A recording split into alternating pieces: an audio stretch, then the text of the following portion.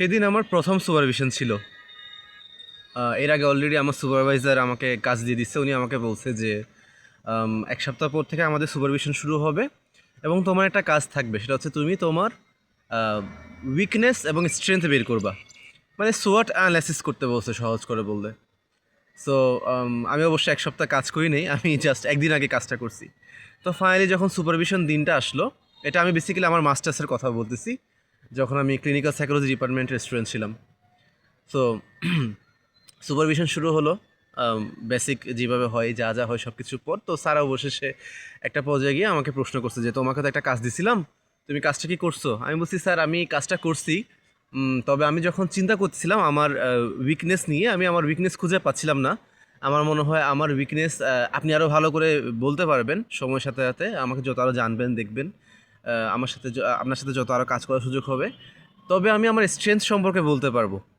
So যখন আমি আমার স্ট্রেংথ বলতে নিচ্ছি, আমি বললাম যে স্যার আমার আসলে একটা স্ট্রেংথ আছে, অনেকগুলো স্ট্রেংথের মধ্যে আমি আমার একটা স্ট্রেংথের উপর অনেক বেশি কনফিডেন্ট। সেটা হচ্ছে যে আমি মানুষের সাথে খুব সহজে মিশে যেতে পারি, আমি মানুষের সাথে খুব সহজে একটা বন্ড, একটা অ্যাটাচমেন্ট তৈরি করে ফেলতে পারি, মানে একটা কানেকশন বানিয়ে ফেলতে পারি। সো আমার মনে হয় এই ধরনের স্ট্রেংথটা, এই ধরনের স্কিলটা একজন থেরাপিস্ট হওয়ার জন্য বা একটা থেরাপিউটিক স্কিলের মধ্যে এটা খুবই জরুরি। সো ক্লিনিক্যাল সাইকোলজি ডিপার্টমেন্টের টিচার অ্যাজ ইউজুয়াল একটু একটা স্ট্রাকচার অনুযায়ী কথা বলবে, রেসপন্স করবে। প্রথমে কিছু ভ্যালিডেশন দিবে, কিছু প্রম্পট, পজিটিভ প্রম্পট দিবে, এরপর ঘুরে ফিরে মেন কথাতে আসবে। তখন তো এত কিছু বুঝতাম না, এখন বুঝি যে হ্যাঁ স্যাররা এইভাবে কথা বলে, ওইভাবে শিখাই।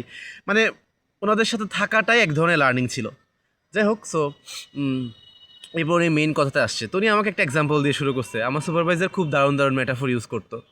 তো উনি বলতেছে যে আমরা মাঝে মাঝে রান্না করি, তো দেখা যায় যে কিছু রান্না থাকে, কিছু ডিশ থাকে, কিছু কুক থাকে যেগুলোতে আমরা খুবই ভালোভাবে আমরা রাঁধতে পারি। কিন্তু এখানে ব্যাপারটা হচ্ছে যে আমাদের কাছে যখন একজন মানুষ আসতেছে আমাদের বাসায়, বারবার আসতেছে, আমি যদি রিপিটেডলি তাকে ওই সেম খাবারটাই খাওয়াই, সেম ডিশটা তাকে খাওয়াই, একটা পর্যায়ে কিন্তু তার সেটা আর ভালো লাগবে না, তার তার মন থেকে সেটা উঠে যাবে। সেমভাবে তুমি যেটা মনে করো যে তোমার স্ট্রেংথ, তোমার কোয়ালিটি, সেটা যদি তুমি বারবার অ্যাপ্লাই করতে থাকো, সেম জিনিস যদি তুমি বারবার অ্যাপ্লিকেশন করতে থাকো, হতে পারে সেটা তোমার জন্য সবসময় পজিটিভ রেসপন্স বা পজিটিভ আউটকাম নাও আনতে পারে।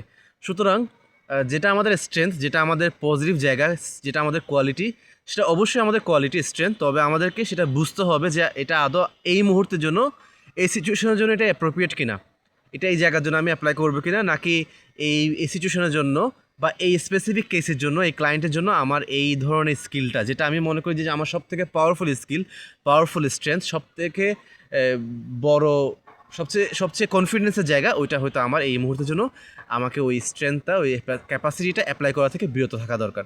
সুতরাং আমাদের মাঝে মাঝে খেয়াল রাখতে হবে যে, অর্থাৎ একটা পজ নেওয়া, একটা স্টপ করা, পেছনে হাঁটা আবার, এবং চিন্তা করা যে আমি আদতে, এটা তো আমার ভালো স্ট্রেংথ, আমার স্ট্রং পয়েন্ট, আমি কি এটা আদৌ এই জায়গার জন্য ইউজ করবো কিনা, নাকি এখানে আমি ডিফারেন্ট কিছু ট্রাই করবো।